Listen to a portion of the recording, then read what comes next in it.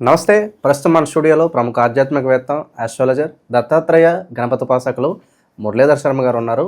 July మాసంలో వృశ్చిక రాశి వారికి ఏ విధంగా ఉండబోతుందో గురుగారిని అడిగి తెలుసుకుందాం. నమస్కారం గురుగారు. మహాదేవ. జూలై మాసంలో వృశ్చిక రాశి వారి పరిస్థితి ఏంటి గురుగారు? పాజిటివ్గా ఉంటుందా, నెగిటివ్గా ఉంటుందా? ఎలాంటి జాగ్రత్తలు, ఎలాంటి పరిహారాలు తీసుకోవడం ద్వారా మంచి ఫలితాలు ఉంటాయి అంటారు? ఇక్కడ వృశ్చిక రాశి అంటేనే చాలా సీక్రెట్ మైండ్ సెట్, చాలా సీక్రెట్ మైండ్ సెట్. వీరు ఎక్కువగా ఏది ఎవరికి షేర్ చేసుకోరు. అస్సలు ఎటు వెళ్తున్నావు? పని మీద పోతున్నావు. ఎప్పుడు వస్తావు? వస్తా ఇంతే. ఇక ఇప్పుడు కొందరు ఎటు పోతున్నావు? నేను పలానా వ్యక్తికి ల్యాండ్ అమ్మడానికి పోతున్నా, సో నేను ఈరోజు ఇక్కడ ఇంటర్వ్యూకి వెళ్తున్నా. కొందరు ఓపెన్గా చెప్పేస్తారు, చెప్పరు. చాలా సీక్రెట్ మైండ్ సెట్. ఏమైనా కూడా మనకు ఇప్పుడు తేలు ఎట్లా వస్తుంది? తేలు గోడలను పట్టుకొని సీక్రెట్గా చీకట్లో వస్తుంది. అసలు అది కనబడుతుందా కనబడదా కూడా మనకు అర్థం కాదు. అర్థమైందా? సో ఆ విధంగా వీళ్ళు వచ్చి కుట్టిపోయేదాకా తెలియదు మనకు. వీళ్ళు వచ్చి లొల్లి పెట్టిపోయేదాకా తెలియదు. వీరు చేసేటువంటి ఆ మంచి చెడు విషయము బాంబు పేరేదాకా తెలియదు. వృశ్చిక రాశి వారికి కొంతమేర ఇబ్బందికరమైనటువంటి సందర్భాలు అయితేనే పొంచి ఉన్నాయి. ఎందుకంటే దెబ్బ మీద దెబ్బ అన్నట్టుగా 2021 ఆగస్టు నుండి సుమారుగా 22 ఆగస్టు, 23 ఆగస్టు, 24 ఆగస్టు, ఈ 2.5 నుంచి 3 సంవత్సరాలు, లాస్ట్ బలిమీటికి 2.5 సంవత్సరాలు వేసుకున్న కొంత ఇబ్బంది. 2022 నుంచి 24 వరకు, 22, 23, 23, 24 ఈ 2 సంవత్సరాలు, 2.5 సంవత్సరాలు అయితే ఇబ్బందికరమైన సిచ్యువేషన్సే. అయితే 24లో కొంత గురుబలం ఉండుట్లా కొన్ని పనులు ముందుకు వెళ్ళినాయి. కొంత పర్వాలేదనే పరిస్థితి ఉంది. దీనికి తోడు రాహుకేతువుల యొక్క బలము వీరికి చాలా అద్భుతంగా ఉండే మొన్నటి వరకు. చాలా అంటే చాలా అద్భుతమైన బలం ఉండే. ఇప్పుడు రాహుకేతువుల యొక్క బలము తగ్గింది, శని బలము తగ్గింది, గురుబలము తగ్గింది, ఎక్కువగానైతే బలం లేదు. సో అర్ధాష్టమ శని నుండి విముక్తి పొందినటువంటి వారైనటువంటి వారు వీరు. అర్ధాష్టమ శనిలో ఎంత నష్టమైతే జరగాలో అంత నష్టము జరిగిపోయింది. లాభం ఏం లేదు ఎక్కువ. అంటే ఇక్కడ వీరు చేసిన పొరపాటు ఒక 1,00,000 రూపాయలు వీరి వద్ద ఉన్నాయనుకుందాం. ఈ 1,00,000 ఇన్వెస్ట్ చేస్తా, నెలకు నాకు 20,000 వస్తాయి. బస్ బిందాస్గా ఇంటికి వెళ్ళిపోతుంది. నేను హ్యాపీగా ఉంటా, తింటా పంట, నాకు ఇంకేం బాధ లేదు, ఓకే అని ఎప్పుడైతే వీరని కాదు, ఏలినాడు శని, అష్టమ శని, అర్ధాష్టమ శని, ఈ సందర్భాలలో మనకి ఇలాంటి అవకాశాలు చాలా వస్తాయి. మనం చాలా తెలివిగా ఉండాలి. ఇల్లు కొనడం కానీ, ఇల్లు కొనే అటువంటి స్తోమత మనకు కల్పిస్తాడు. ఏలినాటి శని ఎంటర్ కాగానే ఇల్లు మనము కొనగలుగుతాము, ఒక వాహనము మనము కొనగలుగుతాము, ఒక ప్రదేశ మార్పు మనం చెందగలుగుతాము అనే విధంగా మనల్ని ఒక రేంజ్లో చూపిస్తాడు. ఇక ఇక్కడ మనము ఎప్పుడైతే ఇక్కడే టెంప్ట్ అయ్యి 1,00,000 ఇన్వెస్ట్మెంట్ చేసి హ్యాపీగా ఇంట్లో కాలు మీద కాలు వేసుకొని కూర్చొని తింటూ కూర్చున్నామనుకో, 1 నెల, 2 నెలలు, 3 నెలల్లో మొత్తానికి 1,00,000 పోతుంది. వాడు ఒక్క నెల 20,000 ఇస్తాడు.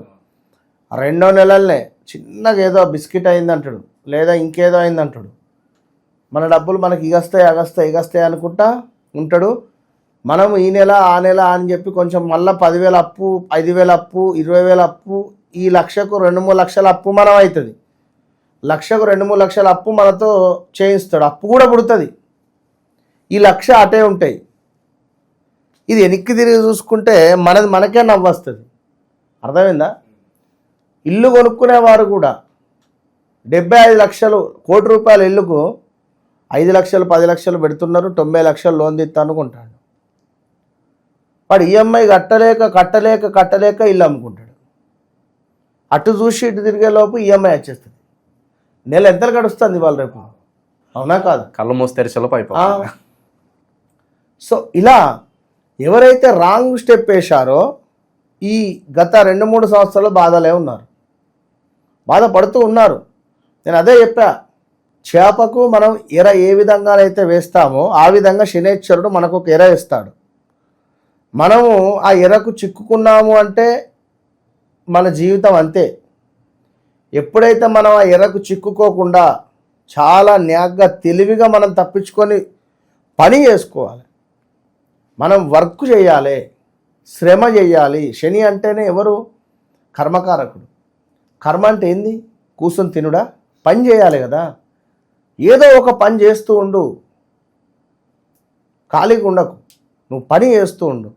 నీకు అవసరమైతే జీతం ఇంట్లో మళ్ళీ ఇంకోటి ఏమవుతుంది, ఒక నెల జీతం ఇయ్యక 2వ నెల ఇవ్వడం కానీ, 2 నెలలు కాగానే వీళ్ళు జీతం ఇస్తారని చెప్పి మనం పని చేయడం కానీ, మన పరీక్షలు ఇవన్నీ. ఖాళీగా ఉండకుండా మీరు వర్క్ లోడ్గా ఉండాలి. సో దీని తర్వాత 2024లో గురుబలం ఉండి కొంతమేర ముందుకు వెళ్ళింది వృశ్చిక రాశి వారికి.